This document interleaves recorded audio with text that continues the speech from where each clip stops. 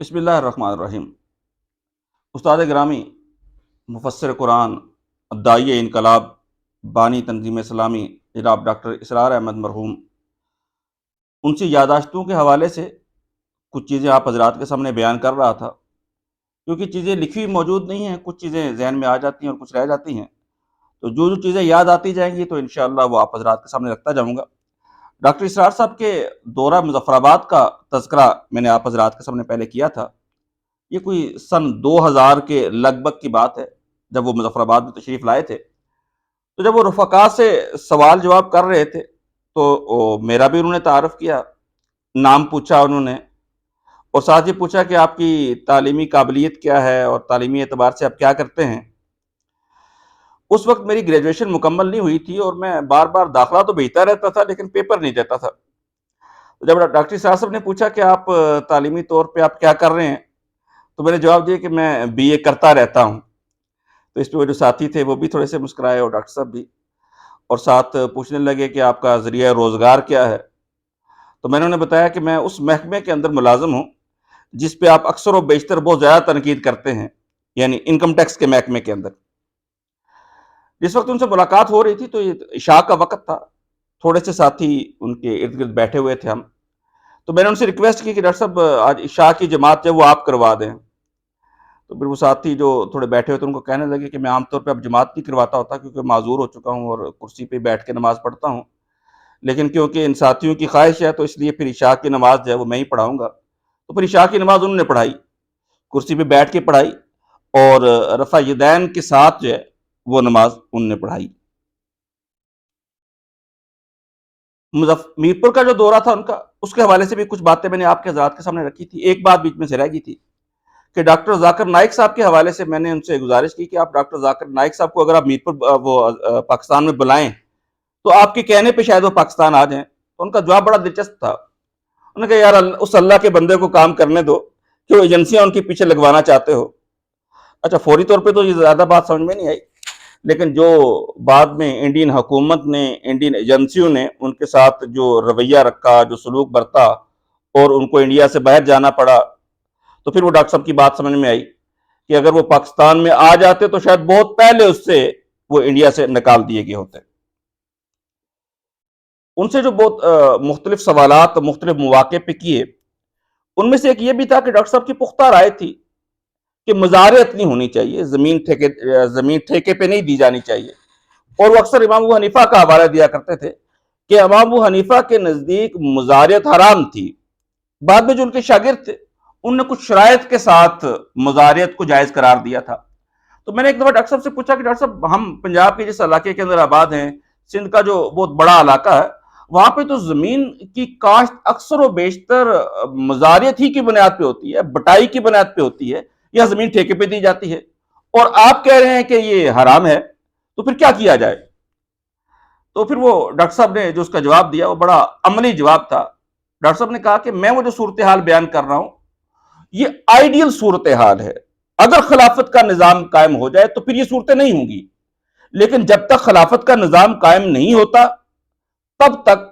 جو فقہا ہیں جن شرائط کے ساتھ مزارعت کو جائز قرار دیتے ہیں اور ٹھیکے کو جائز قرار دیتے ہیں، ان شرائط پہ مزارعت کی جا سکتی ہے اور زمین ٹھیکے پہ دی جا سکتی ہے۔ یہ واقعی ایک عملی جواب تھا، علمی جواب تھا، تاکہ ہمارا ذہن جو ہے وہ مطمئن ہو جائے۔ ڈاکٹر صاحب جب ہم لاہور میں ایک سالہ کورس کر رہے تھے تو بعض اوقات نماز جو ہے وہ ان کی مسجد کے اندر پڑھنے کا بھی موقع ملتا تھا، تو ظاہر سی بات ہے نظریں ڈاکٹر صاحب کی طرف رہتی تھی کہ وہ کیا کرتے ہیں، کیسے آتے ہیں، کیسے جاتے ہیں۔ تو جتنی دفعہ بھی وہاں پہ نماز پڑھی تو ڈاکٹر صاحب بالکل پورے وقت پر،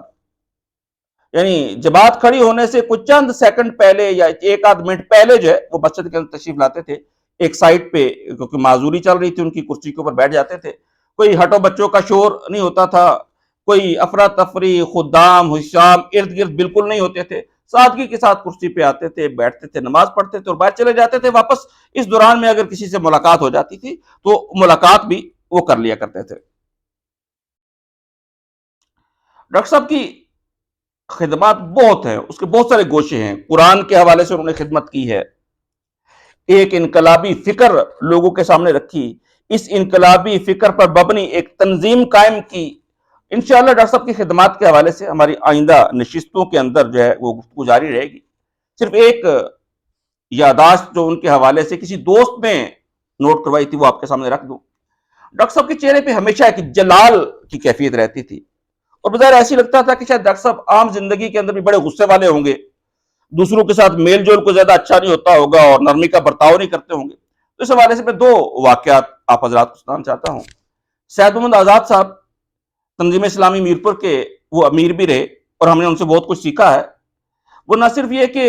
تنظیم اسلامی میرپور کے امیر تھے، غالباً وہ آزاد کشمیر کے پہلے یا دوسرے آدمی تھے جنہوں نے ڈاکٹر صاحب کی بیعت کی تھی اور تنظیم کے اندر شمولیت اختیار کی تھی۔ وہ یہ کہہ رہے ہیں ایک دفعہ لیاقت باغ کا جلسہ تھا اور میں لیاقت باغ جا رہا تھا، تو لیاقت باغ کی طرف میں پیدل ہی جا رہا تھا۔ اسی دوران ڈاکٹر صاحب بھی جو ہے اپنی گاڑی کے اوپر آ رہے تھے۔ ڈاکٹر صاحب فرنٹ سیٹ پہ ڈرائیور کے ساتھ بیٹھے ہوئے تھے اور پیچھے ڈاکٹر صاحب کی فیملی بیٹھی ہوئی تھی اور کچھ بچے بھی بیٹھے ہوئے تھے۔ تو جو ہی ڈاکٹر صاحب کی نظر میرے اوپر پڑی تو انہوں نے وہ اترے، بریک لگائی انہوں نے اور خود پچھلی سیٹ پہ جا کے بیٹھ گئے، اور جو فیملی ممبرز بیٹھے ہوئے تھے انہیں کہا کہ ذرا ساتھ سمٹ ہو کے بیٹھ جائے، اور مجھے انہوں نے فرنٹ سیٹ پہ بٹھا لیا۔ تو کہنے لگے کہ میں نے بڑا اصرار کیا اور کہا کہ نہیں بس تھوڑا ہی پیدل جانا ہے، میں چلا جاتا ہوں پیدل اور آپ لوگ آرام سے گاڑی کے اندر آ جائیں، لیکن ڈاکٹر صاحب نے کہا کہ نہیں، آپ گاڑی کے ساتھ بیٹھے اور میرے ساتھ ساتھ ہی چلے آپ۔ اب ڈاکٹر صاحب کے چہرے مہرے کے تاثرات سے تو اس شفقت کا اندازہ نہیں ہوتا، لیکن بہرحال وہ اپنے ساتھیوں پہ، اپنے چاہنے والوں سے، اپنے شاگردوں سے بہت شفقت فرمایا کرتے تھے۔ ہمارے ایک دوست ہیں یہاں پہ میرپور آزاد کشمیر میں، عبدالرزاق مغل صاحب، انہوں نے وہاں پہ ایک کورس بھی کیا، وہاں پہ اسلامک جنرل نالج ورکشاپ۔ تو انہوں نے بھی اپنی یادداشتیں جو مجھے نوٹ کروائیں وہ یہی تھی کہ ڈاکٹر صاحب بڑی محبت سے پیش آتے تھے، اور جب وہ کورس چل رہا تھا گپ شپ بھی کرتے تھے، پوچھتے بھی تھے، اور ڈاکٹر صاحب کی بہت کوشش ہوتی تھی کہ کوئی شخص جو ہے وہ اس میرے کام کے اندر آ کے میرا مددگار بن جائے۔ وہ یہ کہتے ہیں کہ ڈاکٹر صاحب انجمن خدام القرآن نے ایک کتاب شائع کی، حافظ خالد محمود خضر صاحب کی وہ تحریر کردہ تھی، داڑھی کیوں۔